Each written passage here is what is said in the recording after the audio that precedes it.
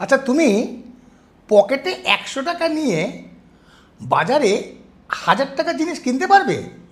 একদম না। আর এখান থেকে ইকোনমিক্সের তথ্য, বাজেট লাইন। কি বলা হচ্ছে, যখন তুমি দুটো দ্রব্য কিনবে এবং দুটো দ্রব্যের দাম তুমি জানো, তাহলে তোমার যে পকেটের সীমিত আয়, সেই সীমিত আয়ের মাধ্যমে তুমি দুটো দ্রব্যের বিভিন্ন সমন্বয় কিনতে পারো। একটা দ্রব্যের 5টা, অন্য দ্রব্যের 6টা। তাহলে একটা দ্রব্যকে যদি বেশি ক্রয় করতে হয়, অন্য দ্রব্যের ক্রয়ের পরিমাণটা কমাতে হবে, কারণ আয়টা তো ফিক্সড।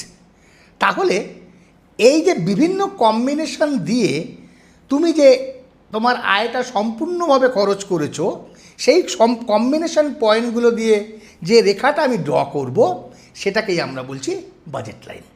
তার মানে budget line is the locus of different combination of the two commodity where the consumer can spend his entire income to purchase the two goods. Clear? এবার এই বাজেট রেখা হচ্ছে লেফট টু রাইটে ডাউনওয়ার্ড স্লোপিং। কেন? কারণ তোমার যেহেতু ইনকামটা fixed, তাহলে একটা দ্রব্য যদি বেশি করে কিনতে হয়, তাহলে অন্য দ্রব্যটা কমিয়ে দিতে হবে। কারণ অন্য দ্রব্যটা যদি বেশি কিনতে হয়, তোমার আয়কে বাড়াতে হবে, সেটা সম্ভব নয়। আয় তো তোমার ফিক্সড। এই হচ্ছে বাজেট লাইনের মূল কনসেপশন। তার মানে বলা যায় যে বাজেট রেখার উপর সমস্ত বিন্দুই হচ্ছে একজন কনজিউমার, মানে তোমার কাছে সমব্যয় বিন্দু, মানে ইকুয়ালি কস্টলি পয়েন্ট।